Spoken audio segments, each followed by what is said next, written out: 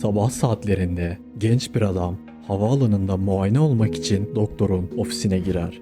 Bir süre sonra dehşet içinde dışarıya doğru hızla koşmaya başlar.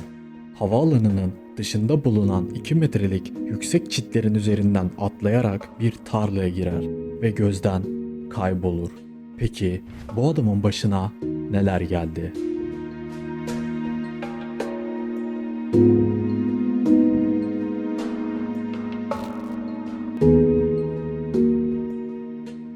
Dünyanın her yerinden insanlar onun hakkında çok tartışıyor. 8 Temmuz 2014'te havaalanında olanlar hakkında herkes çeşitli teoriler ortaya koyuyor. Kameralardan görünen videolardaki korkunç görüntüler bu hikayeyi daha da dehşete düşürüyor.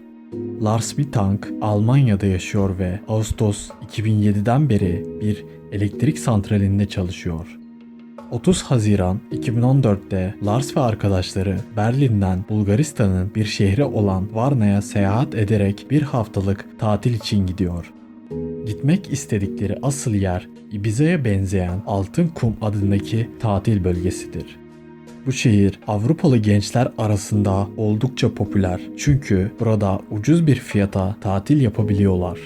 Lars ve arkadaşları her şeyin dahil olduğu Viva Otel'de kaldılar. Bu arkadaş grubu oldukça eğleniyordu. Her şey gayet normaldi. Plajlara, barlara ve gece kulüplerine gittiler.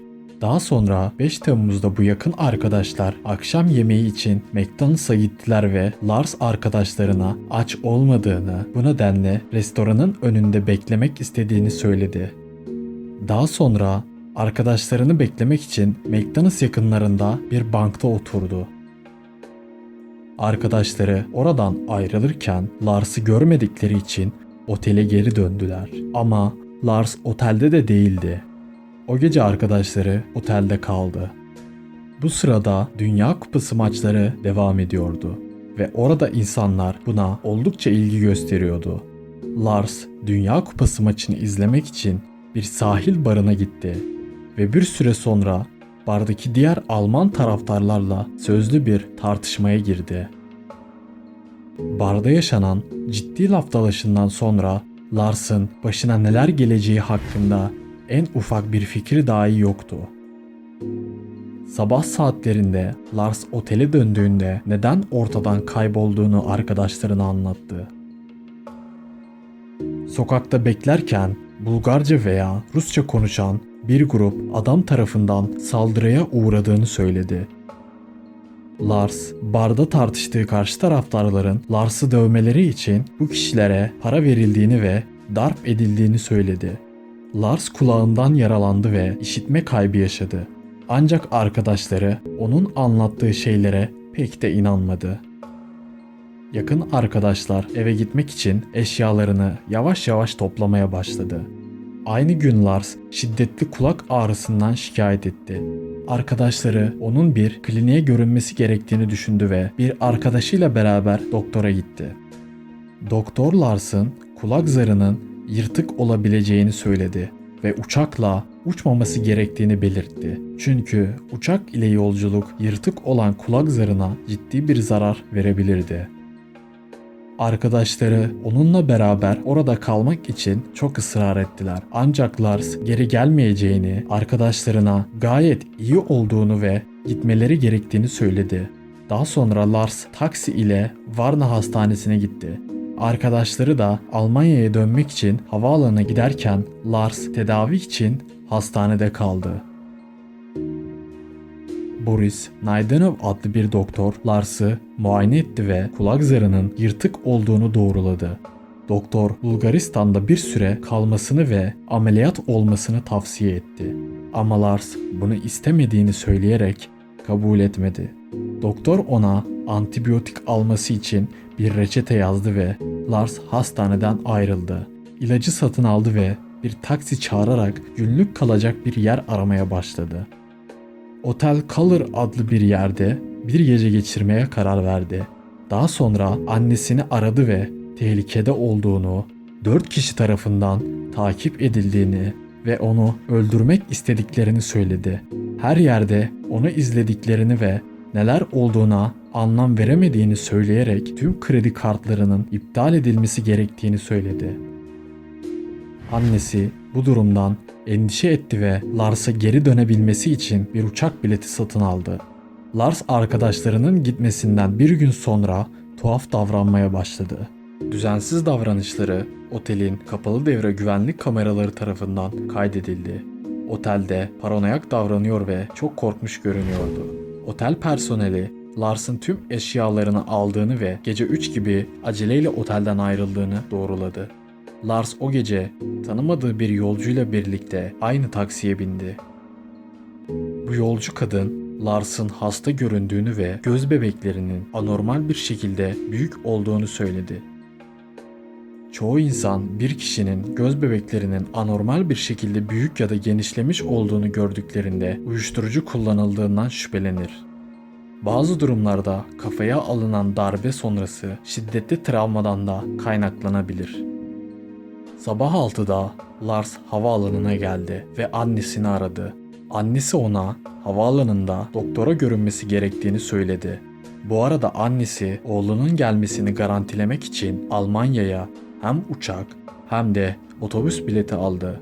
Böylece yaralanması nedeniyle uçmasına izin verilmezse her durumda eve gidebilecekti.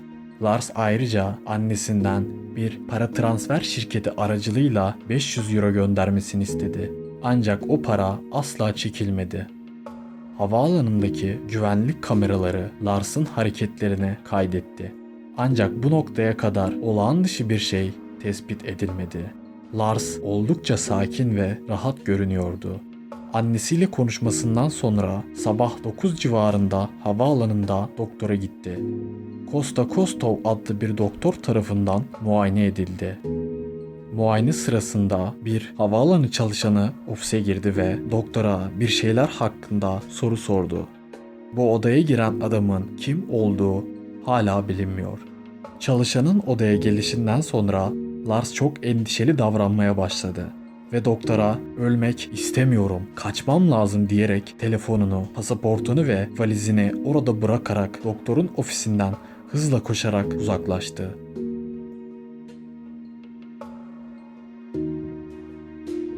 Havaalanından dışarı doğru koşarak tüm bölgeyi geçtikten sonra yüksek çitlere tırmandı ve arka tarafta bulunan büyük bir tarlaya girdi.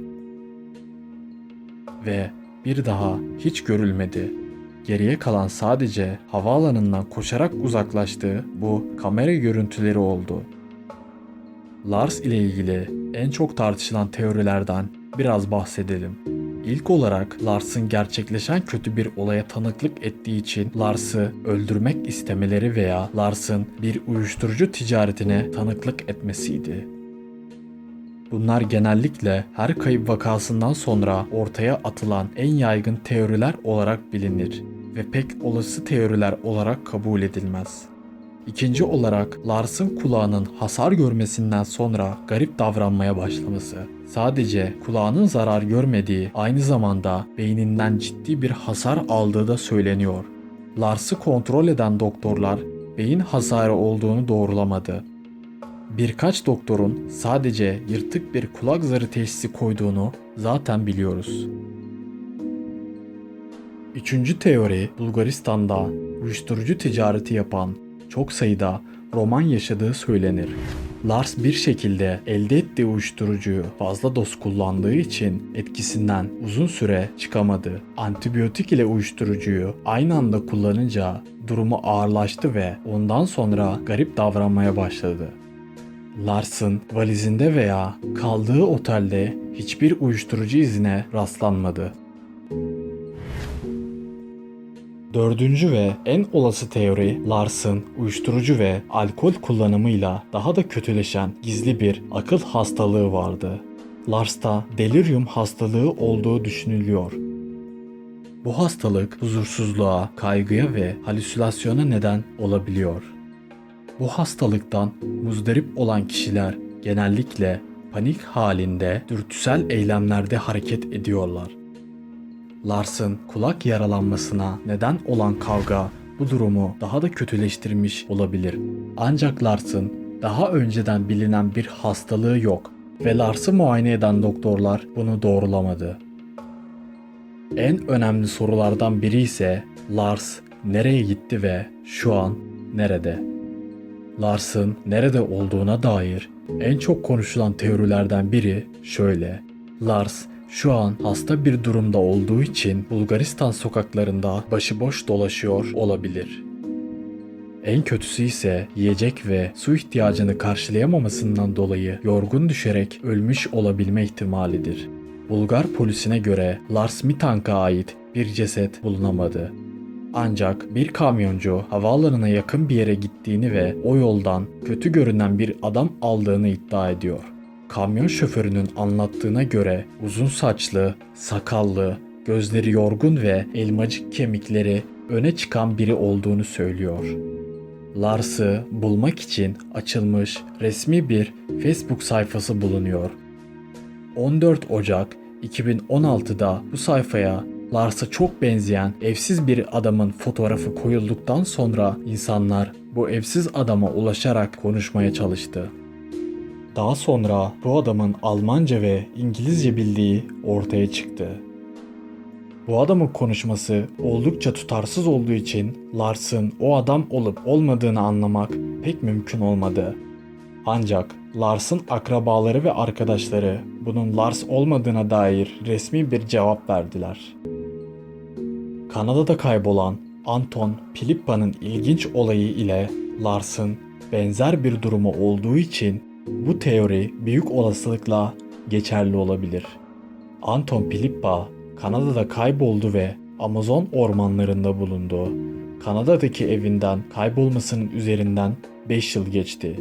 Yürüyerek yaklaşık 10.000 kilometre yol ilerledi. Brezilya'da parası ve herhangi bir belgesi olmadan bulundu. Ormanlarda meyve ve çöp atıkları yiyerek yaşadı. Doktorlar genç adamın şizofreni hastası olduğunu keşfetti. Lars'ın annesi Sandra Mittank şimdiye kadar tam olarak 6 yıldır bekliyor. Lars'ın hafızasını kaybetmiş olabileceğine inanıyor. Artık eski fotoğraflardaki gibi genç, kaygısız ve düzenli görünmeyeceğini söylüyor. Yıllar boyunca Sandra Mittank, Güney Amerika'daki Lars'a benzeyen bir adam da dahil olmak üzere dünyanın her yerinden mesajlar ve fotoğraflar aldı. Lars'ın annesi tüm bu yanlış ipuçlarından dolayı eğer hala yaşıyorsa bile oğlunu bulma şansının zayıf olduğunu biliyor. Yine de pes etmeyecek. Kamyon sürücüsünün hikayesi onu bu son ipucunun araştırılmaya değer olduğuna ikna etmiş görünüyor. Oğlunu geri istiyor ve elinden gelen her şeyi yapıyor. Bulgaristan'da Lars'ı arayan özel dedektifler de mevcut. Bu olay birçok kez Alman ve Bulgar televizyonlarına ayrıca gazetelerine de konu oldu. Oğluna dair bir iz bulabilmek için Facebook'un her yerine ve diğer sosyal medyalardan yaymaya devam ediyor. Lars'ın bulunması için özel bir internet sitesi mevcut ve Lars hakkında herhangi bir bilgisi olan kişiye 10.000 euro para ödülü verilecek. Ayrıca bu sitede ulaşabileceğiniz Türk dedektifin telefon numarası mevcut. Sayfanın linkine açıklamadan ulaşabilirsiniz. Lars Mittank 8 Temmuz 2014'ten bu yana kayıp ve hala bulunamadı.